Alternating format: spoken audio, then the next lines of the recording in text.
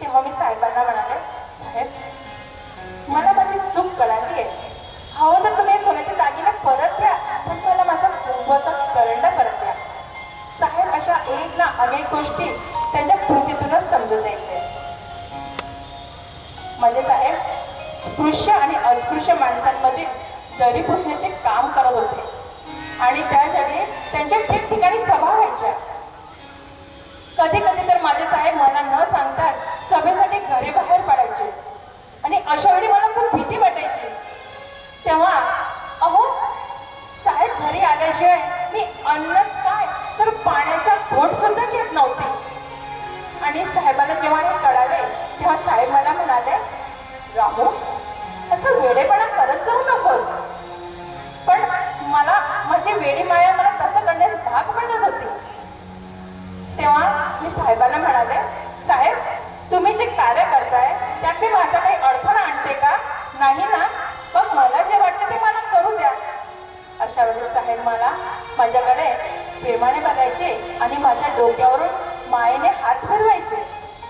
साहेबांचा हात माझ्या डोक्यावरून अलगदपणे फिरताच माझा सारा क्षण निघून जाईल. आतापर्यंत माझी स्वतःची मी कुठलीच काळजी न घेतल्यामुळे माझं शरीर खूप थकलं होतं आणि डॉक्टरांनी मला हवा पालट करण्याचा सल्ला दिला होता. पण त्याच वेळेस साहेबांना लंडनला गोलमेज परिषदेसाठी जायचं होतं. पण लंडनला जाण्याआधी साहेबांनी माझी रवानगी धारवाड येथील वराडे नामक प्रमुखाला सांगून मला तिथे पाठवलं. माझ्यासोबत लक्ष्मीताई, मुकुंदा, यशवंता, शंकर हे सुद्धा आलेले होते. वसतिगृहात गेल्यानंतर माझ्या अशा लक्षात आलं की तिथली मुलं अगदी शांत बसलेली दिसली. खरं तर वसतिगृहात मुलांचे धावपळ, किलबिल आणि खोड्या करणारं वातावरण अपेक्षित होतं. आणि ह्या संदर्भात वराडे दादांना विचारल्यावर असं लक्षात आलं की वसतिगृहाला वाण सामान अनुदान न मिळाल्यामुळे तिथला वाण सामान संपला होता आणि वाण्याला सुद्धा त्याची मागील उधारी न मिळाल्यामुळे त्याने सुद्धा वाण सामान देणं बंद केलं होतं आणि त्यामुळे साहजिकच तिथली चूल पेटली नव्हती. उपाशी पोटी झोपलेल्या मुलांकडे पाहून माझं मन परिवरून आलं. लाखो लोकांचे बाबा असलेल्या साहेबांची मी अर्धांगिणी आणि माझ्या उपस्थितीत ही माझ्या लेकरांना उपाशी कशी झोपू देणार? मी माझ्या अंगावरचे सोन्याचे दागिने काढून वराडे दादांच्या हातात दिले आणि त्यांना सांगितले की हवं तर तुम्ही हे सोन्याचे दागिने गहाण ठेवा किंवा विका, पण मुलांची खाण्यापिण्याची सोय करा. अशा प्रकारे मुलांची खाण्यापिण्याची सोय झाली आणि वसतिगृहात पुन्हा मुलं आनंदाने खेळू लागले आणि त्यांची धावपळ सुरू झाली. तेव्हाच माझ्या मनाला शांतता लागली. प्रकांड पंडित महासूर्य असलेल्या साहेबांकडे किती पदव्या होत्या त्या तर तुम्हाला सर्वांना माहीतच आहे. पण बऱ्याच जणांना तर अक्षरशः पाठच करावे लागतात.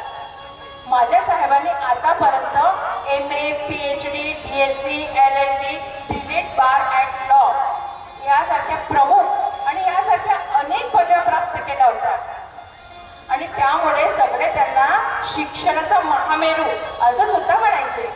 पण माझ्या साहेबांना याचा किंचितही गर्व नव्हता. माझे साहेब म्हणायचे, जर तुमच्याकडे 2 रुपये असतील तर 1 रुपयाची तुम्ही भाकरी घ्या आणि 1 रुपयाचे पुस्तक घ्या. भाकर तुम्हाला जगायला मदत करेल आणि पुस्तक तुम्हाला जगावे कसे हे शिकवेल. काही दिवसांनी साहेब लंडनवरून परत आले आणि समाजसेवेसाठीची त्यांची धावपळ पुन्हा सुरू झाली. आता माझी तब्येत अधिकच खालवत होती. एकदा साहेबांनी मला माझी इच्छा विचारली. तेव्हा मी साहेबांना म्हणाले, मला पंढरपूरला जाऊन पांडुरंगाचं दर्शन घ्यायचंय. अर्थात दगडात देव शोधणं हे साहेबांना मान्यच नव्हते. तेव्हा साहेब मला म्हणाले, अगं रामू, आपल्यासारख्या अस्पृश्यांना पंढरपूरला जाऊन पांडुरंगाचं दर्शन घेता येत नाही, मग अशा पंढरपूरला जाऊन काय फायदा? त्यापेक्षा मी तुझ्यासाठी असं पंढरपूर स्थापन करून देईल की जिथे माणसाला माणसासारखं वागता येईल, जिथे स्पृश्यता अस्पृश्यता नसेल. माझे साहेब आणखी म्हणायचे की मी जेव्हा सर्वांना अंधश्रद्धेतून बाहेर काढण्याचा प्रयत्न करतोय तर सर्वांना असं वाटते मी देवांच्या विरोधात बोलतोय, याचा अर्थ असा की देव हेच अंधश्रद्धा आहे. साहेबांचे हे बोलणे माझ्या समजण्यात पलीकडचे होते, पण मला एवढे ठाऊक होतं की माझे साहेब माझे पती परमेश्वर आहेत आणि ते जे म्हणतायत तेच खरं आहे. आता मी क्षय या आजाराने अतिशय जर्जर होत चालले होते, पण साहेबांची गरज माझ्यापेक्षा जास्त जर्जर झालेल्या समाजाला होती. साहेबांनी माझ्या देखरेखीसाठी अनेक लोक ठेवले होते. आम्ही बोयबावाडीमध्ये राहत असल्यामुळे डॉक्टरांना माझ्यापर्यंत येण्यासाठी फार उशीर व्हायचा, म्हणून आम्ही 1933 साली दादर इथे राहायला गेलो. माझ्या साहेबांनी तिथे खूप मोठा बंगला बांधला होता. हो, मी राजगृहाबद्दलच बोलते.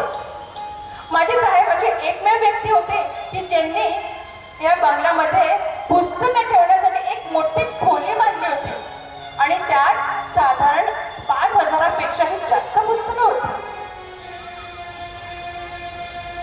खरं तर आज सुख दोन्ही हात जोडून माझ्या समोर उभे होते, पण माझं शरीर झिजलं होतं. मी हे सुख उपभोगायला समर्थ नव्हतो. आता कदाचित माझी शेवटची घटिका जवळ आली होती. माझं शरीर खूप थकत चाललं होतं. आता माझे साहेब पनवेल येथे सभेसाठी मुक्कामी गेले असताना तिकडे माझी तब्येत खूपच खालवली. माझी वाचा सुद्धा बंद झाली होती. मी साहेबांच्या तस्बिरीकडे एकटक बघत निश्चित पडले होते. साहेबांना माझ्या तब्येतीचा निरोप काढवण्यात आला. आता कदाचित माझी शेवटची घटिका जवळ आली होती. माझी शेवटची इच्छा फक्त एवढी होती की माझे डोळे मिटत असताना माझे कुंकवाचे धने माझे साहेब माझ्या डोळ्यासमोर असावे. साहेबांना माझ्या तब्येतीचा निरोप काढवण्यात आला. माझ्या साहेबांच्याही मनात कदाचित शंकेची पाल चुकचुकली असावी, म्हणून साहेबांनी सारी कामे बाजूला ठेवली आणि माझ्याकडे धाव घेतली. साहेब धावत पडत माझ्याकडे आले आणि माझ्याकडे दुःखी होऊन बघू लागले.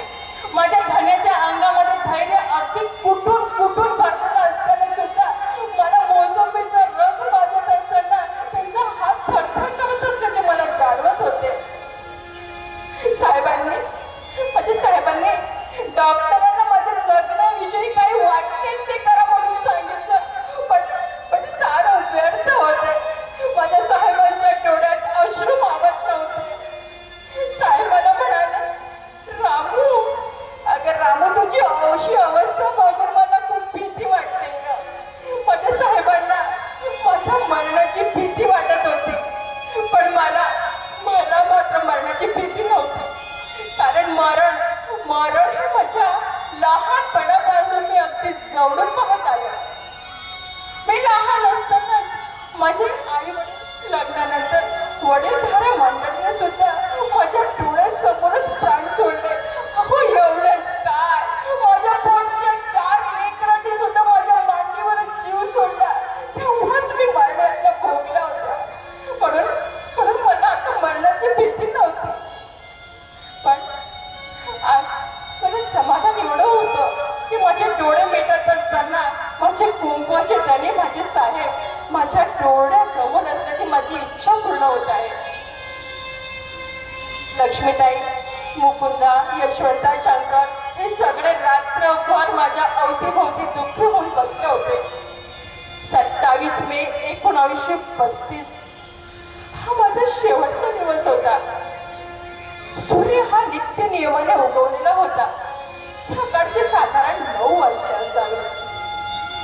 साहेबांचे अश्रू माझ्या चेहऱ्यावर माझ्या अंगावर पडत असताना मला धन्य झाल्यासारखं वाटत होतं आणि माझं शरीर आता गार झालं आणि माझे प्राण ज्योत मालवले. साहेबांची रामू आता साहेबांपासून कायमची दूर झाली होती. आज मी मरून सुद्धा अजरामर झाले ते माझ्या साहेबांमुळे.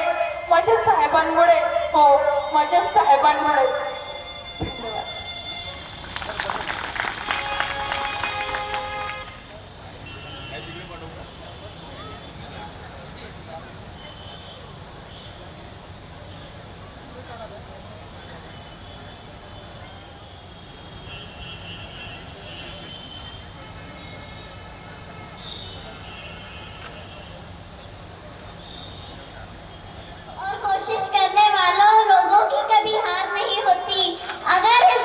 घटना डॉक्टर बाबा साहेब आम्बेडकर ने लिखी नहीं होती तो हम आजाद होकर भी हमें आजादी नहीं होती, हमें आजादी नहीं होती।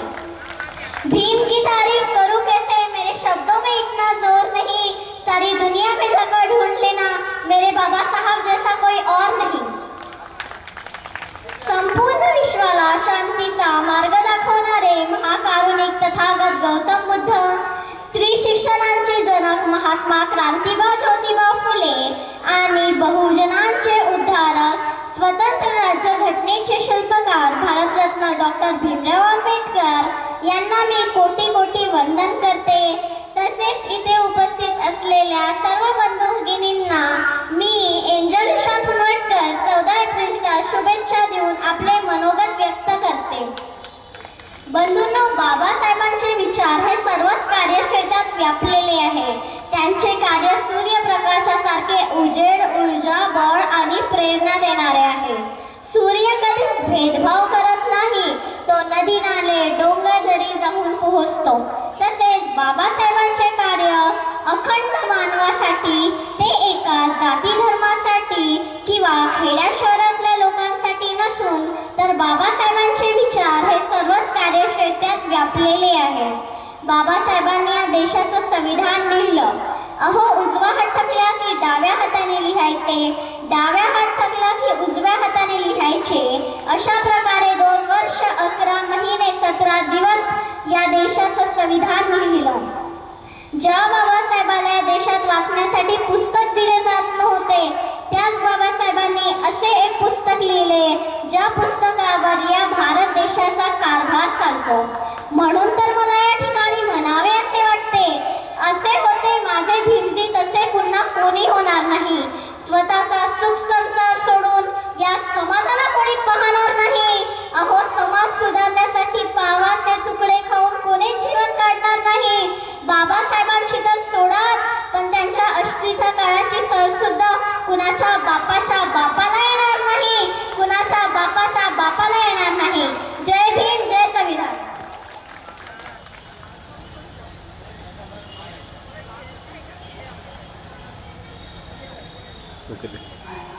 सर्व मंडळींनी आपापले स्थान ग्रहण करावे। युवा व्याख्याते त्याचप्रमाणे माननीय प्राचार्य doctor Ratanlal, professor university Delhi, संपादक आंबेडकरनामा यांचे थोड्या वेळामध्ये आगमन होत आहे, तरी कार्यक्रमाचा सगळ्यांनी लाभ घ्यावा ही विनंती है।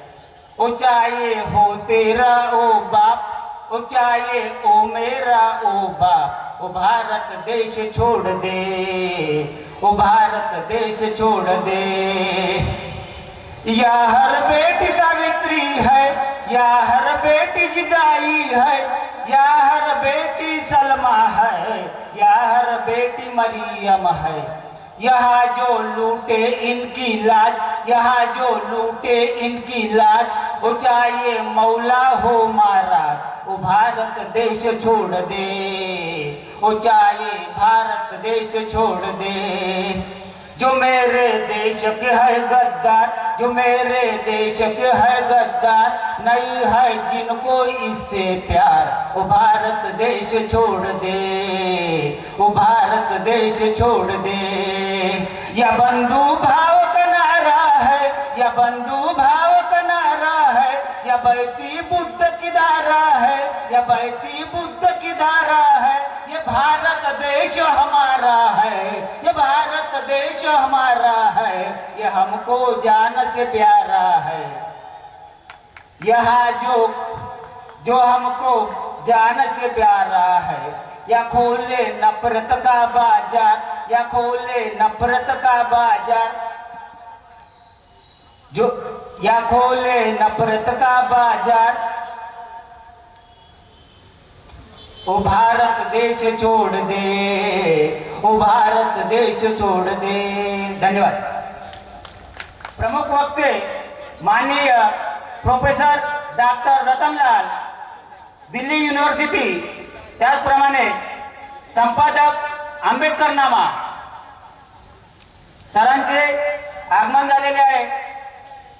ज्या आतुरतेने आपण वाट पाहत होता त्या पाहुण्यांचे आज आपल्या मंडपामध्ये आगमन झालेले आहे.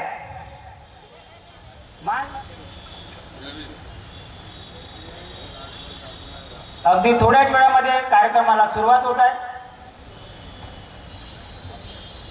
विश्वभूषण आज दिनांक 13/4/2023 ला सायंकाळी 6 वाजता परिसंवादाचा कार्यक्रम ठेवण्यात आलेला आहे. कार्यक्रमाला सुरुवात.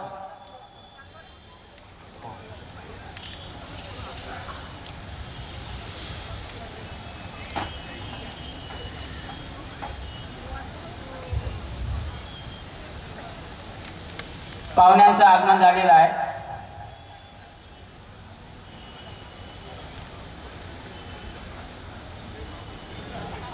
माननीय जगदीश ओळ सर आणि माननीय रतनलाल सर महापुरुषांचं पूजन करतील. मेणबत्ती अगरबत्ती लावून पूजन करतील अशी मी त्यांना विनंती करतो.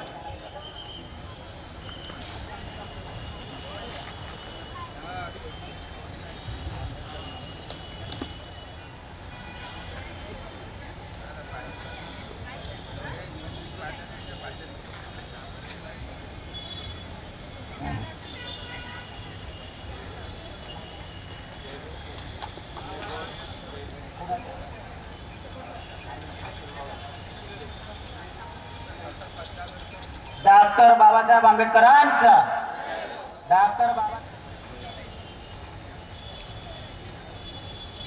राष्ट्रपिता महात्मा फुलेंचा महाकारुणिक तथागत गौतम बुद्धांचा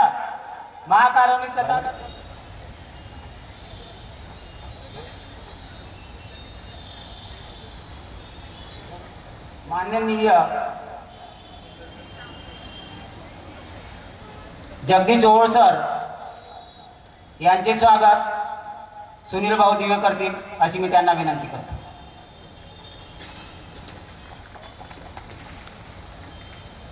प्रमुख पाहुणे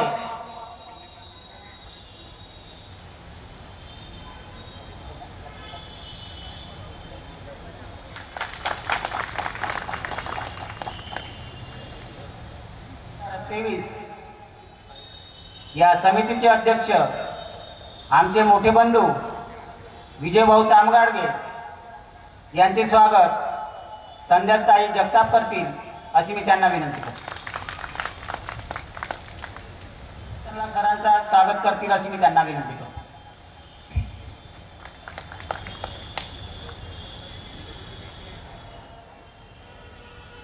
हे जगदीश ओळ सरांचं स्वागत करतील अशी मी त्यांना विनंती करतो.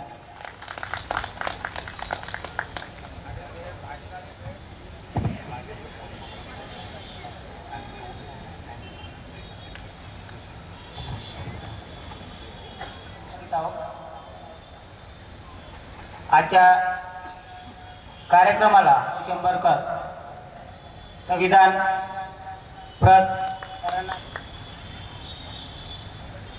देतील सरांना अशी मी त्यांना विनंती करतो.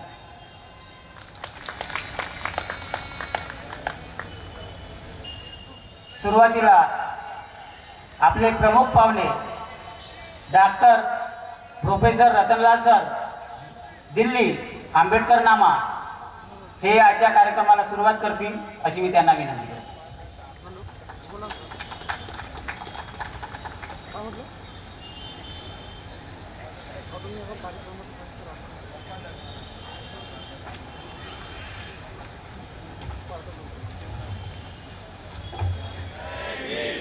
जरा जोर से, आवाज नहीं आई. जय भीम. आज के कार्यक्रम के अध्यक्ष माननीय जगदीश ओयल साहब कवि हैं, लेखक हैं और व्याख्यान करता है. डॉक्टर बाबा साहब अम्बेडकर जयंती उत्सव समिति के अध्यक्ष विजय साहब और इस मंच पे जितने साथी हैं, अधिकारीगण, बाबा साहब अम्बेडकर जयंती उत्सव समिति के जितने ऑफिस बेरर्स हैं, अधिकारीगण और कार्यकर्ता, समता सैनिक दल के जितने मार्शल हैं और इस सभागार में जितने साथी उपस्थित हैं, आप सबको बाबा साहब की जयंती की बधाई। और हिंडन घाट जिंदाबाद। पहली बार आया हूँ और जिंदाबाद इसलिए कि ये वर्धा जिले का ये टाउनशिप है छोटा सा, लेकिन जब मैं सुबह एंटर कर रहा था यहाँ तो पूरा ये टाउन, ये नगर जय भीम के ब्लू झंडे और पंचशील के झंडे से पटा हुआ था। इसलिए हिंडन घाट जिंदाबाद। दोस्तों, आज का जो विषय मुझे दिया गया है वो विषय बहुत गंभीर है, और गंभीर इस सेंस में है कि जो विषय है कि बाबा साहब अंबेडकर के हिसाब से संवैधानिक राष्ट्र क्या हो। तो इसका मतलब इसमें कुछ छुपा हुआ है कि आखिर संविधान खतरे में क्या है। संविधान पे खतरा है, और खतरा है तो किससे है और क्यों है। कौन है जो संविधान को आंख दिखला रहा है बार बार, और ऐसे समय में हमारी और आपकी जिम्मेदारी क्या है। मैं समझता हूं कि मैं यही समझा हूं, ठीक कह रहा हूं अध्यक्ष जी, कि हमारी आपकी जिम्मेदारी क्या है। अंबेडकर जयंती मनाना अच्छी बात है। बाबा साहब की भी जयंती मनाई जाती थी, और कई भाषण में उन्होंने कहा कि मैं अपनी जयंती नहीं मनाना चाहता। तो जयंती मनाना, खैर हम उनके अनुयायी हैं, उन्हें याद करना, स्मरण करना। महात्मा फूले की भी जयंती एक दिन पहले थी, 2 दिन पहले। उनको स्मरण करना, अपने महापुरुषों को याद करना अच्छी बात है, लेकिन उनकी अपेक्षाओं पर खड़ा उतर वो आखिर जब संविधान और राष्ट्र की बात कर रहे थे कि हमसे क्या अपेक्षा कर रहे थे, ये हमें समझना है। सिर्फ संविधान, बाबा साहब के नारे लगाना काफी नहीं है। बाबा साहब की उम्मीद हमसे क्या थे, ये सब जानना बेहद जरूरी है। मैं भंडारा में था एक दिन पहले, तो वहां मैंने एक बात कही कि बाबा साहब के जितने गुरु थे, जिनको उन्होंने गुरु माना, तथागत, उनके बाद कबीर पिछड़ी समुदाय के थे, महात्मा फूले पिछड़ी समुदाय के थे, उनको गुरु माना है। और उन्होंने कहा कि महात्मा फूले के समुदाय के लोग भी महात्मा फूले को उस तरह याद नहीं करते। मैं अकेला ऐसा आदमी हूं जो महात्मा फूले के सिद्धांतों पर टिका हुआ। और भारत में कोई भी शासन आए, अगर उनको जन कल्याण का काम करना है, भारत के सभी लोगों का विकास करना है, तो ज्योतिबा फुले के दार्शनिक सिद्धांतों पर, उनके मूल्यों पर, उनके विचारों पर चलना ही होगा। ये बाबा साहब ने कहा। तो बाबा साहब को पढ़ाने वाले गायकवाड़, बड़ौदा महाराज, वो एक पिछड़े समुदाय के। साहू जी महाराज, वो भी पिछड़े समुदाय के थे। जब वो लंदन से पढ़ के आए तो साहू जी महाराज ने उन्हें अखबार निकालने के लिए मदद, और उनके दोस्त रहे। जब बाबा साहब अमेरिका से लौट के आए तो गायकवाड़ जो राजा थे, महाराजा थे, उनके अनुबंध, उनके शर्तों के हिसाब से जाकर उनके स्टेट में, बड़ौदा में, उनको काम करना था। आप सब जानते हैं कि वहां वो गए तो उनको मकान नहीं मिला, और चपरासी भी फाइल फेंक के देता था, पानी दूर से देता था। वो तुरंत वो वापस लौट कर आए, वो लोन नहीं चुका पाए। बड़ौदा महाराज के वित्त मंत्री वो ब्राह्मण थे, बार बार वो चिट्ठी लिखते थे कि पैसा चुकाने के लिए। बाबा साहब ने उनको धमकाया था, उस वित्त मंत्री को, लेकिन बड़ौदा महाराज ने कभी उनसे 1 रुपए नहीं मांगे। और लंदन में जब गोलमेज सम्मेलन में जब मिले तो उनसे गले मिल के भाव विभोर हो गए। अपने घर में बुलाया, अपने पत्नी को कहा कि वही वो अंबेडकर है जिसको अमेरिका पढ़ने के लिए हमने मदद की थी। आखिर मूल बात पे आने से पहले ये सब बात मैं क्यों कह रहा हूं? इसलिए कह रहा हूं कि इशारा समझिए, संकेत समझिए। इस देश के सिर्फ अनुसूचित जाति के लोग चाहे कि वो सब कुछ कर लेंगे, संविधान बचा लेंगे, तो ये संभव नहीं दिखता। हमारे पास सिर्फ संख्या है, और संविधान पर जो हमला कर रहे हैं उनके पास सिर्फ संख्या नहीं, पैसा भी है, मीडिया भी है, संसाधन भी है, राज सत्ता भी है, सब कुछ। तो जो इशारा है बाबा साहब में कि ये बहुजन जमात शासनकर्ता अगर बनना है तो ये बहुजन जमात बनाना पड़ेगा, पिछड़ों के साथ मिलकर बहुसंख्यक जमात दिखना चाहिए। मैं बार बार कह रहा हूं कि पिछड़े वर्ग के लोग जो आडंबर और पाखंड में फंसे वो बाहर निकले, हमारा नेतृत्व स्वीकार करे, हम एजेंडा सेट करें।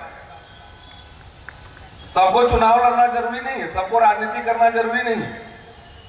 अगर एजेंडा नहीं है, आपके पास सिद्धांत नहीं है, कोई घोषणा पत्र नहीं है, कोई मैनिफेस्टो नहीं है, कोई विचार नहीं है, तो आप उसी तरीके से हैं जैसे बगैर गोली के बंदूक।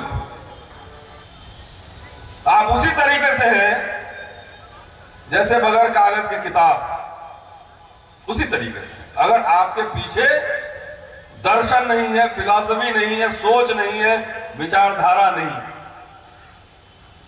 आजकल मैं देखता हूं कि हमारे समुदाय में, दलित समुदाय में कहता हूं, दलित से शब्द से बहुत लोगों को चिढ़ है। वो आरएसएस वालों को भी चिढ़ है, तो उनको चिढ़ है तो मैं समझ सकता हूं क्यों चिढ़ है, लेकिन हमारे दलित भाइयों को क्यों चिढ़ है? तरह तरह के शब्दावली देते रहते हैं। ये अनुसूचित जाति बोलो तो ये बोलो, वो बोलो। मैं कहता हूं कि नहीं, दलित सबसे तो जो जिनको चिढ़ है सवर्णों को, उसका कारण है। उसका कारण है कि दलित जो है वो पंच है, एक तरह से पावर का प्रतीक। दलित साहित्य डेवलप हुआ, अमेरिका में ब्लैक लिटरेचर जैसे डेवलप हुआ, ब्लैक इज ब्यूटीफुल नारा लगा। उसी तरीके दलित जो है ना, पावर का प्रतीक है, वो शक्ति का, वो ताकत का, वो पंच है। इसलिए मैं ये सब कहता हूं। तो मैं देख रहा हूं कि जात जात की पार्टी बनी, जात जात की पार्टी बनी। आप में से कुछ लोग जानते होंगे कि मैं बाबा साहब को पढ़ता हूं। मैं वैसे इतिहास का छात्र हूं, इतिहास पढ़ाता हूं, लेकिन लॉकडाउन जब हुआ तो मुझे अवसर मिला कि मैं बाबा साहब को विस्तार से पढ़ूं। तो शायद आपको पहले बताया गया कि नहीं बताया गया, मैं नहीं जानता हूं, लेकिन आपदा में अवसर हमने भी निकाला और एक YouTube चैनल शुरू किया। उसका नाम है अंबेडकर नामा। उसमें बाबा साहब को पढ़कर वो लोगों को समझाता हूं। बाबा साहब को मैंने हजारों पन्ने पढ़े, और उस समय भी महाराष्ट्र में बाबा साहब जब लंदन से पढ़ के आए थे तो ऐसा नहीं था कि पूरे अस्पृश्य समाज ने उनको स्वीकार कर लिया, ऐसा नहीं था। उस समय भी जातियों के झगड़े थे, मान, महार, चमार, तो तमाम झगड़े उस समय भी थे। पूरा भाषण बाबा साहब का है। वो सबके सभा में जाते थे, महार सभा में भी जाते थे, मान सभा में भी जाते थे, चमार सभा में 5 सुपारी स्वागत समारोह होता था, वहां जाते थे और अपनी बात रखते थे। उन्होंने कहा कि हमारे पास किसी के साथ भेदभाव नहीं होगा, सभी को उचित न्याय मिलेगा। और उनके आसपास जो उनके शिवतरकर और तमाम ऐसे लोग थे, देखिए किन किन जाति के लोग थे, उनके सवर्ण दोस्त भी थे, जो प्रगतिशील विचार के लोग थे वो भी उनके साथ थे। ये सब बात मैं क्यों कह रहा हूं? हम जैसे लोग जो काम करते हैं, नौकरी करते हैं, वो हर समय शनिवार रविवार कभी हमारी छुट्टी नहीं होती। क्यों? कि हम लोग भाग भाग के हर शहर में जहां भी लोग बुलाते हैं जाकर ये सब बात करते हैं। क्यों? क्योंकि अभी भी जो अंतर्द्वंद, कॉन्ट्रडिक्शन जात जात का है, वो अभी भी बना हुआ है। लोग जात जात का नेता बनाते हैं और अपनी जाति को एक वोट देते हैं, उसमें से एक काउंसलर भी नहीं जितवा सकते। जात जात के नेता बनाएंगे तो एक काउंसलर भी नहीं जितवा सकते हैं। शासनकर्ता जमात तो भूल जाएंगे। तो जब एक काउंसलर नहीं बना सकते हैं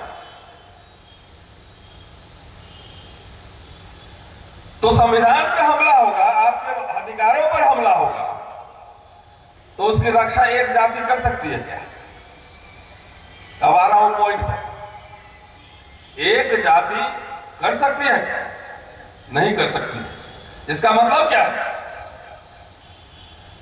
इसका मतलब यह है कि भले आपकी जात की संख्या ज्यादा हो, लेकिन कोई और किसी गैर जात का आदमी काबिल हो और वो आपको नेतृत्व कर सके, तो आपको उसका नेतृत्व स्वीकार करना चाहिए और सबको उसके पीछे आ जाना चाहिए। ये बात कह रहा हूं।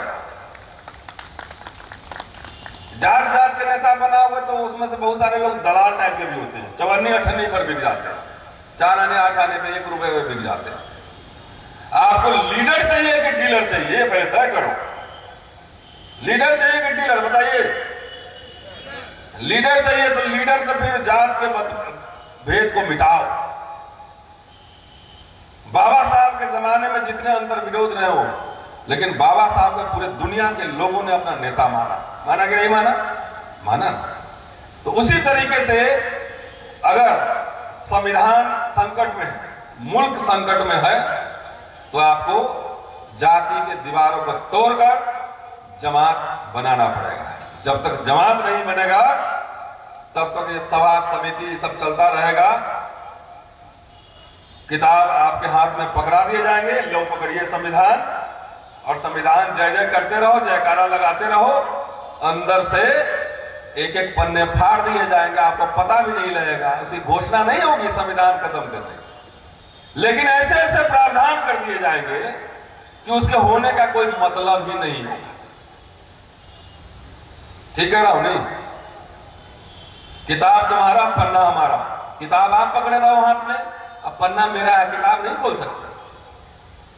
तो संविधान सीधा कोई धर्म ग्रंथ नहीं है और बाबा साहब कोई भगवान ईश्वर नहीं है, ये क्लैरिटी कीजिए।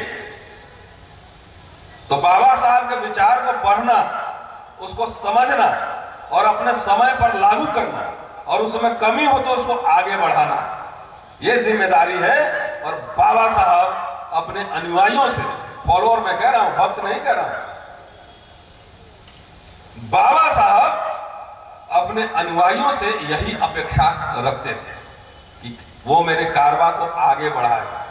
बाबा साहब जिस जमाने में बोल रहे थे, जिस जमाने में लिख रहे थे, उस समय बहुत कुछ नहीं था जो अब है। तो कुछ विचार उनको आगे बढ़ाना पड़ेगा, उसको मॉडिफाई करना पड़ेगा। नहीं तो आजकल जो युग चल रहा है ना, भक्ति का काल है, राजनीति में भक्ति का काल है। एक गले में माला और विचारों पर ताला, बड़ा बड़ा खूब जय जयकारा लगाओ और विचार पे बात नहीं करो। विचार पे बात नहीं होती है। घंटे घंटे, 2-2 घंटे भाषण होंगे, लेकिन भाषण में खाली कुछ नहीं हुआ, कंटेंट कुछ नहीं। आप 30 साल का खाली इतिहास देख लो, 30 साल सब लोग ने कहा था कि हमें संगठन एकदम शासनकर्ता जमात बनना है, कहा था, और मद्रास में कहा था, 1944 में कहा था, 24 सितंबर को कहा था, लेकिन किस संदर्भ में कहा था, उसके आगे पीछे भी कुछ कहा होगा। कि सिर्फ टाइटल और शीर्षक पढ़ लिया उसी से पागल हुए जा रहे। उसके आगे पीछे कहा था कि come under one leadership one flag, एक झंडे और एक पार्टी के नीचे। और उस समय जो पार्टी थी उसका नाम था schedule caste federation. Come under one leadership and one flag, एक नेतृत्व और एक झंडे के पीछे आओ। क्या बाबा साहब की बात हमने मानी? नहीं मानी। आरपीआई खंड खंड में बट गया। अभी महाराष्ट्र में मैं देखता हूं, आता हूं तो 2 आदमी मिलकर 3 पार्टी बनाया होता है, एक अकेले अकेले, एक दोनों मिलके। हैं, ठीक है ना? हैं, एक अकेले अकेले और एक मिलके, और सब में शेर और चीता का फोटो लगा रहता है कि शासनकर्ता जमात बनना है, काउंसलर का चुनाव नहीं जीत सकते, बनना है। तो जो भूल भुलैया है, भूल भुलैया, ये डिस्को आपको सपने दिखाए जा रहे हैं, इस सपने में से आप निकलिए। और जो भक्ति का जो पूरा जो फेज चल रहा है उसका मैं एंटीडोट लगाता हूं। क्या भैया साहब, अम्बेडकर नामा सुना है? मैं इमोशनल होकर दिल से रोने गाने वाला भाषण नहीं करता। 40 साल से देखो इतनी पार्टियां हैं, इतने संगठन, हजारों लाखों संगठन हैं, और क्या हुआ? बाबा साहब और कांग्रेस के जितने लड़ाई रहे हो उनसे ज्यादा कोई नहीं लड़ा होगा, न लिखा होगा। भाषणबाजों को छोड़ो। लेकिन तब भी उसी जमाने में आपको कुछ अधिकार मिले, रिजर्वेशन मिला, बैंक का राष्ट्रीयकरण हुआ, पीएसयू बना। और जब जब आपकी चेतना इतनी बढ़ गई कि हजारों लाखों संगठन बना लिए, पार्टी बना लिए, और उसी समय से आपका सब बंटाधार होना शुरू हो गया। सारे रिजर्वेशन, आरक्षण सब खत्म हो रहे हैं, निजीकरण हो रहा है। तो संवैधानिक राष्ट्र में जो बाधा है उसमें क्या चीज है? मैंने 3 चीज उसमें नोट की है। जातिवाद इसका हमला है। जातिवाद मतलब सामंतवाद, कि जो लोग ऊपर बैठे हुए हैं, देश के तमाम संसाधनों पर उनका कब्जा है। और पूंजीवाद, वैसे कहते हैं कि सामंतवाद और पूंजीवाद दोनों अलग अलग चीज है, अंतर विरोध है दोस्तों, कि सामंतवाद से पूंजीवाद निकलेगा। लेकिन भारत में सामंतवाद ने पूंजीवाद से गठजोड़ बना लिया ऐसे। तो दूसरा हमला वो है। और तीसरा हमला जो है, और सबसे लेटेस्ट और सबसे खतरनाक है, वो है आपके मताधिकार पर हमला, आपके वोटिंग राइट पर हमला। और वो क्या है?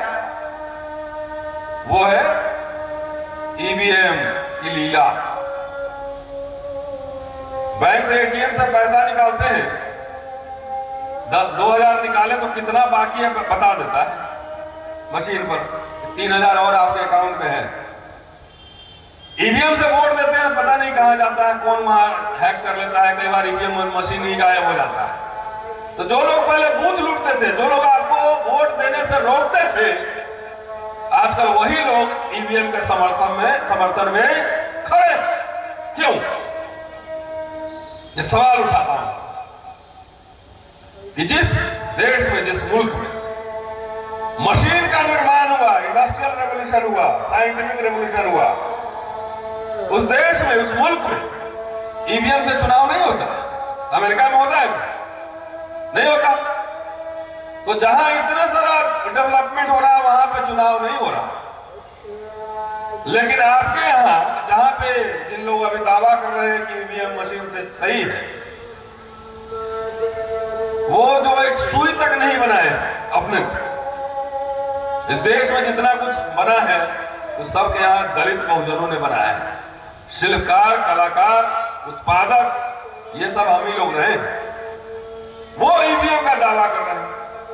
और क्या इसका आर्गुमेंट है कि जल्दी और सहूलियत से चुनाव होगी और काउंटिंग जल्दी हो जाएगा। तो हड़बड़ी किस बात की? भाई पहले जब बैलेट पेपर से होता था तब भी दो फेज में हो जाता था। अब ईवीएम से एक ही राज्य में 4 फेज में चुनाव करवा रहे हैं, तो टाइम तो जा ही रहा है। तो इसका लॉजिक क्या है? इसका लॉजिक ये समझिए कुछ नहीं है। जब से आपको वोट देने की चेतना आई, लगा कि ये लोग वोट दे के सरकार बदल सकता है, तब से ये हेरा फेरी चालू हुई। तो आप वोट देते रहिए, इधर डालिएगा कुछ और, उधर निकलेगा कुछ और, तो जितने लड़ते रहे बोलते रहे। तो ये मैं समझता हूं कि सबसे बड़ा हमला संविधान के ऊपर ये है, और हम लोग लगातार इसकी आवाज उठा रहे हैं। अरे 4 दिन में 7 दिन में चुनाव होगा, क्या फर्क पड़ जाता है? काउंटिंग होगी कुछ दिन में, क्या फर्क पड़ता है? उससे कोई आफत तो नहीं आ रही है ना। अगर कागज में हम अपना वोट देंगे, हमें पता है कि हमने किसको वोट दिया है।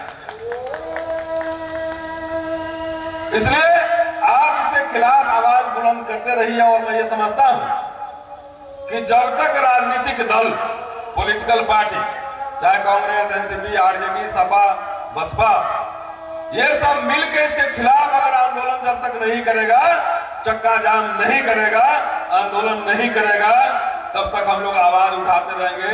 लेकिन ये चुनाव आयोग मानने वाला नहीं। चुनाव आयोग का जो अध्यक्ष होता है, उसका निर्वाचन कैसे होता है, उसका कोई कानून अब तक नहीं बना। सरकार अपने मन से बनाती रहती है, वो संवैधानिक पोस्ट है। और जब संविधान बाबा साहब लिख रहे थे, जब बना रहे थे, जब उसमें डिबेट हो रहा था, तो उस संसद का भाषण उठाकर देखिए, सब पढ़े लिखे लोग, अंग्रेजी, हिंदी, मराठी, तमिल बोलने वाले लोग थे। क्या इंटेलेक्चुअल डिबेट होता था, एक एक बात में बहस होती थी। और कुछ बातों को इसलिए छोड़ दिया गया था आपकी मर्यादा के ऊपर कि आने वाली पीढ़ियां जो है ना, इसको बेहतर करेंगी। चुनाव आयोग का आयुक्त कैसे अपॉइंट होगा, ये भविष्य पर छोड़ा कि बेहतर ये लोग बनाएंगे। लेकिन क्या आज पार्लियामेंट के अंदर नेता कभी भाषण सुना है ठीक से किसी को बोलते हुए? पार्टी का व्हिप जारी होता है, हाथ उठा देते थे। कुछ ही लोग हैं जो बोला। आजकल तो ये सरकार जो जब से चल रही है, नरेंद्र मोदी साहब की सरकार, पार्लियामेंट में किसी इशू पे डिबेट ही नहीं हो रहा। न्यू एजुकेशन पॉलिसी पे डिबेट नहीं हो रहा है, अडानी पे डिबेट नहीं हो रहा, कोई बहस नहीं हो रही है, कोई जेपीसी नहीं हो रही है, कुछ भी नहीं। क्या है ये? संसदीय मर्यादा है क्या? कोई भी कुछ बोले उसको तुरंत गिरफ्तार करो, अदना साहब भी कुछ बोले गिरफ्तार करो। क्या यह कानून की नजर में और प्रशासन की नजर में समानता है क्या? हर बात पे आपकी भावना आहत हो जाती है, हमारी भावना नहीं है ना। आपके पार्टी के लोग कुछ भी किसी के बारे में बोलते हैं, उसको पुलिस सुरक्षा देती है। आप कोई सही सवाल में उठाए तो किसी को अरबन नक्सल बोल दो, किसी को राष्ट्र विरोधी बोल दो, केस लगा दो, मुकदमा कर दो, जेल भेज दो। पॉलिटिकल क्लास का है तो उसको ईडी, इनकम टैक्स लगा दो। ऐसे इस देश में लोकशाही चलेगी? ऐसे ये संविधान से चल रहा है? भाई भ्रष्ट है तो भ्रष्ट तो हर पार्टी में हो सकते हैं, भ्रष्ट हर पार्टी, हर ब्यूरोक्रेसी में हो सकते हैं। आपको कुछ ही लोग क्यों दिख रहे हैं? हमारा क्वेश्चन यहां पर। तो मैं समझता हूं कि 3 पॉइंट है जिसमें हमें बात करनी थी। मैं यहां पर डॉक्टर अंबेडकर साहब के भाषण का जिक्र करना चाहूंगा। जब संविधान सभा बनी थी, उस समय जब ड्राफ्ट कॉन्स्टिट्यूशन बना था, मसौदा संविधान, और 4 नवंबर, मैं इतिहास का छात्र हूं तो बगैर कागज के नहीं बोलता, नहीं तो भावना किसी की आहत हो सकती है। फिर मेरे ऊपर पता लगा हिंडन घाट में ही मुकदमा हो गया। तो 4 नवंबर 1948 को भाषण है डॉक्टर अंबेडकर का, लंबा चौड़ा भाषण, और उसका एक अंश मैं आपको सुनाना चाहता हूं, एक पोर्शन, और उसकी व्याख्या करना चाहता हूं कि इस देश में अभी जो अल्पसंख्यकों, और खास तौर से मैं कह रहा हूं मुस्लिमों की जो हालत है, उस पर आपको भी सोचना चाहिए। किसी को गौमांस के नाम पर, किसी को किस आरोप में लोग मॉब लिंचिंग कर रहे हैं, पकड़ के जेल में डाल रहे हैं, किसी को राष्ट्र विरोधी बोल रहे हैं। किसी को कुछ बोल रहे हैं, और अब तो इतिहास की किताबों से मुगल चैप्टर भी हटा दिया। पता है कि नहीं? पता है इतिहास की किताब से मुगल क्या क्या हटाएंगे, फिर लाल किला ताजमहल कहां ले जाएंगे। और उस समय तो जितने मनसबदार जागीरदार थे वो सब हिंदू थे, वो राजपूत थे, कुछ ब्राह्मण भी थे, उनका इतिहास कहां ले जाएंगे ये भी बताना। फिर महाराणा प्रताप का इतिहास कहां ले जाओगे ये भी बताना। तो आजकल जो माहौल बन रहा है, इस संदर्भ में डॉक्टर अंबेडकर का वो भाषण, उसका अंश जो अल्पसंख्यक के बारे में उन्होंने कहा था, वो आपको सुनना बेहद जरूरी है। जब ड्राफ्ट कॉन्स्टिट्यूशन बन रहा था तो अल्पसंख्यक को कुछ माइनॉरिटी को राइट्स दिए गए, कुछ अधिकार, विशेष अधिकार दिए गए थे, जिस पर कई लोगों ने ऑब्जेक्शन खड़ा किया, आपत्ति जताई थी। लेकिन डॉक्टर अंबेडकर अपने भाषण में कहते हैं कि अल्पसंख्यकों को जो सहूलतें देने का निर्णय हुआ है और जिस पर अमल किया जा रहा है, वह मेरी राय में सही है। अब थोड़े ही है, चर्च में भी हमले हो रहे हैं, चर्च में भी हो रहे हैं ना, हर जगह हो रहे हैं। तो अल्पसंख्यक यहाँ पूरी कैटेगरी की बात कर रहे हैं, और ज्यादातर मुसलमान पे ज्यादा अटैक है।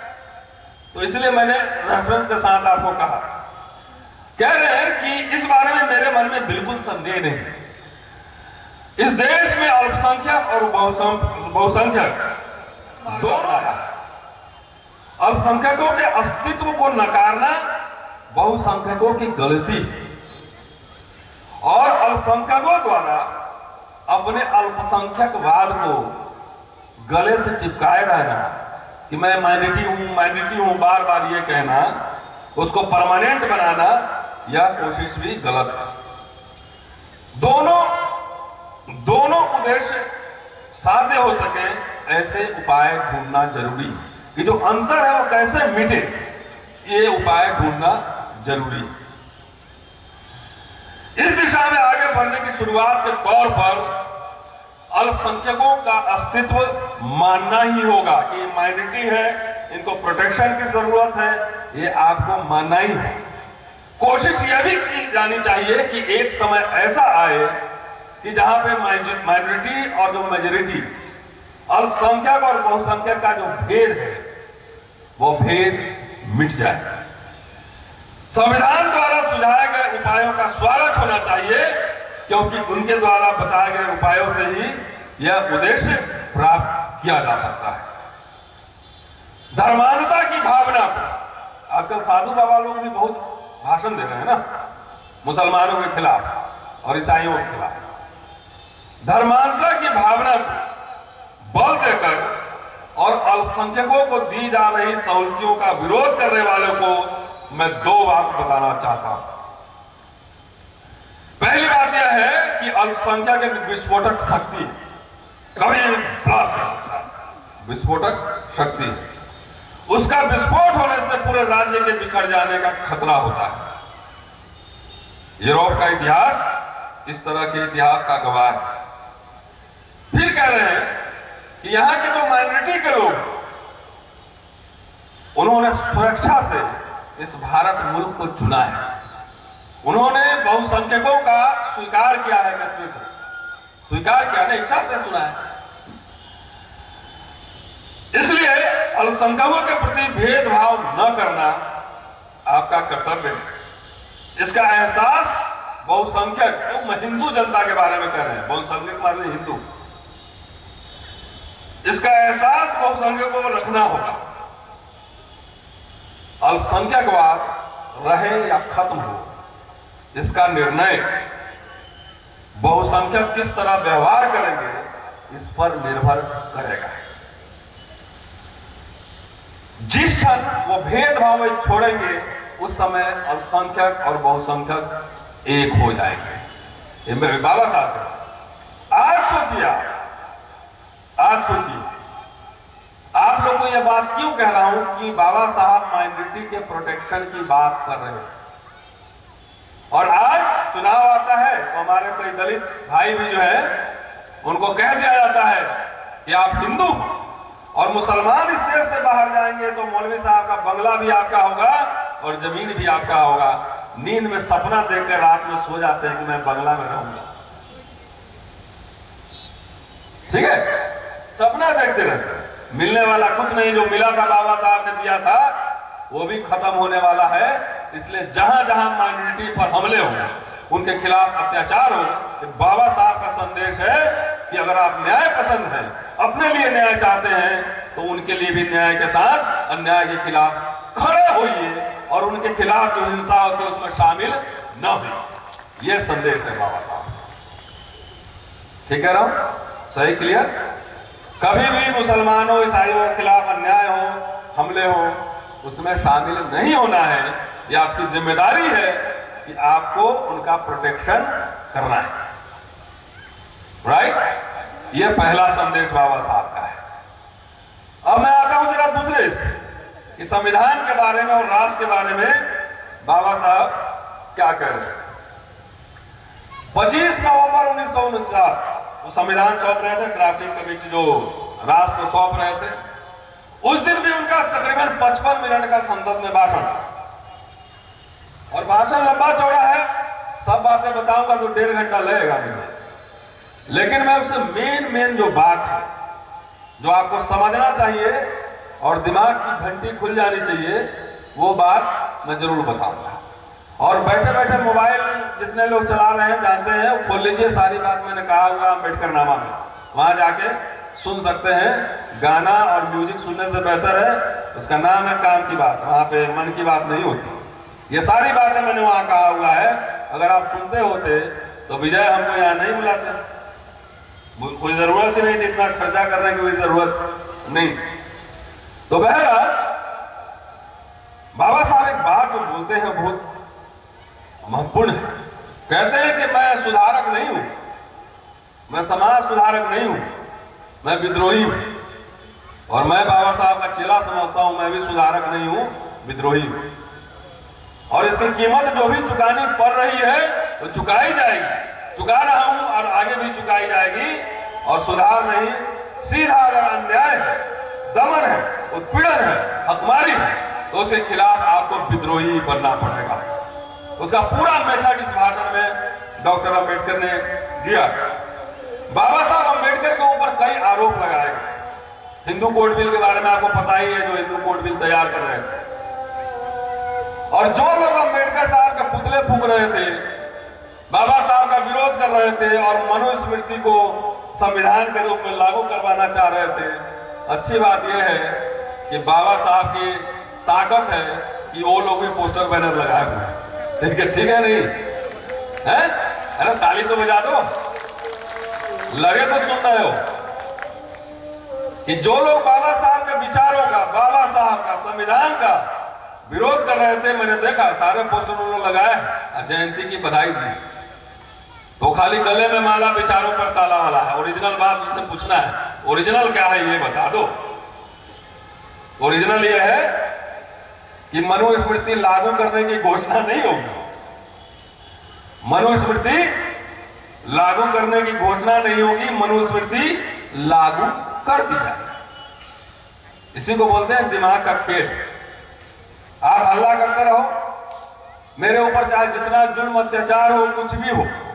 मैं तो दिल्ली में रहता हूं, प्रधानमंत्री जी के घर से महज 15-18 किलोमीटर दूरी होगी, और इतना मेमोरेंडम लिखते रहता हूं, अखबार में बोलते रहता हूं, इतना एप्लीकेशन देता रहता हूं पुलिस को, वाइस चांसलर को, कहीं कोई सुनवाई नहीं होती। अभी लेटेस्ट तो आपको पता ही होगा कि लंदन जाना था, वीजा ही रुकवा दिया अभी 4 दिन 5 दिन पहले। पिछले साल गिरफ्तार भी करवा लिया। तो मैं कुछ करूं, मेरे एप्लीकेशन पे कोई सुनवाई नहीं, क्योंकि अछूतों को मनुस्मृति की व्यवस्था में न्याय का अधिकार नहीं। और मेरे खिलाफ कोई फर्जी कंप्लेन भी करे तो पुलिस और प्रशासन तुरंत एक्शन में आ जाता है। ये शेड्यूल कास्ट से दलित हो गए, इसे बोल क्यों रहा है, कैसे आवाज उठा रहा है। तो मैंने कहा भाई जीवन तो एक ही है, वैसे भी कोई अमर होने आया नहीं, मिट्टी में सबको मिलना है। तो आज आवाज उठाऊंगा तो इतिहास में जिंदा रहूंगा।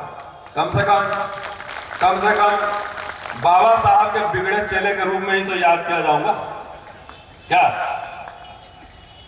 ये बाबा साहब के बिगड़े चेले के रूप में, लेकिन आवाज तो उठाऊंगा।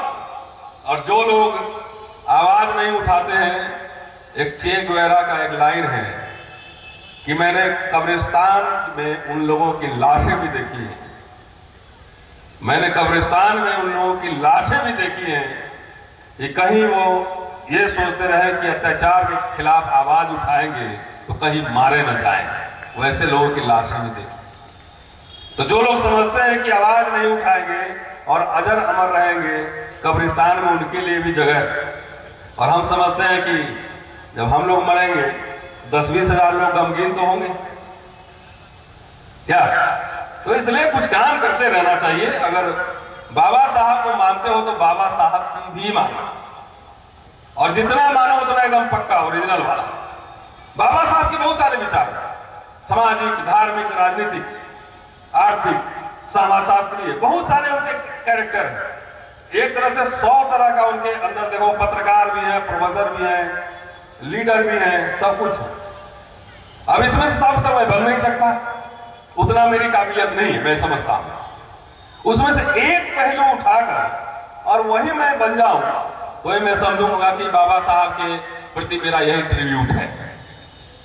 और वो पक्ष ये है कि बाबा साहब का विद्रोही तेवर, वो मुझे पसंद है। बाकी कुछ आप माने, कुछ हम माने, लेकिन विद्रोही तेवर में ही वो पूरा समझिए एक तरह से वो मसाला है जो आपको सोचने समझने की बुद्धि खोलता है, आंखें खोल देता है। नजर नहीं, नजरिए की जरूरत है। आंख तो सबके पास है, ऐसे देख सकता है, लेकिन देखकर समझने का जो पर्सपेक्टिव है वो सबके पास नहीं होता है कि समझे कैसे। आधा गिलास पानी है, आप ये कह सकते हो कि आधा खाली है, कोई कह सकता है आधा भरा हुआ है, तो इसको बोलते हैं पर्सपेक्टिव। तो चलिए आपको लिए चलता हूं संविधान सभा। संविधान सभा में 25 नवंबर 1949 को जो कह रहे थे वो सुनिए, और आज अगर बाबा साहब होते तो क्या बोलते, इसको खाली आप तुलना कीजिए, इसको समझिए कि आज के संदर्भ में वो कह रहे हैं कि कोई भी संविधान अच्छा या बुरा नहीं होता है। कोई संविधान अच्छा होगा या बुरा होगा, या उसको लागू करने वाले लोगों की प्रकृति पर, वो कैसा सोचता है, वो आदमी कैसा है, उसके ऊपर निर्भर करता है। अगर संविधान अच्छा हो और उसको लागू करने वाले लोग बुरे हो तो संविधान भले कितना ही अच्छा हो, लेकिन वो संविधान बुरा ही साबित होगा। संविधान कितना भी बुरा हो, लेकिन उसको लागू करने वाले की नीयत अच्छी हो तो वो संविधान अच्छा साबित होगा। ये बाबा साहब बोले थे, वहां पे रिकॉर्डेड है, और ये किताब भारत सरकार ने छापी। अब आज देखिए कि क्या संविधान पर कितना अमल शासनकर्ता जो समूह है कितना अमल कर रहा है, शामिल कितना अमल कर रहा है। बाबा साहब कह रहे हैं आगे कि संविधान पर अमल करना पूरी तरह से संविधान पर निर्भर नहीं करता है। संविधान अपने आप में क्या है, किताब है, उसको आप चाहो तो पुराण धर्मशास्त्र कुछ भी बना दो, अपने आप में कुछ नहीं है। उसको लागू करने वाले लोग कैसे हैं, ये ज्यादा जरूरी है कि संविधान पे अपने आप निर्भर नहीं करता। संविधान केवल राज्य के कुछ हिस्सों को, जैसे कानून मंडल, कार्यकारी मंडल और न्यायपालिका को बनाता है। इन विभागों का काम हमेशा लोगों के द्वारा निर्माण की गई, बनाई गई पार्टियों पर निर्भर होने वाला है। भारत के लोग और उनके राजनीतिक दल कब किस प्रकार पेश आएंगे या कोई कैसे बता सकता है? तो संविधान को मानेगा या नहीं मानेगा कैसे बता सकता है? इसलिए भारतीय लोग और उनके राजनीतिक दल कैसे पेश आएंगे या जाने बगैर संविधान के बारे में कोई निर्णय लेना निरर्थक होगा।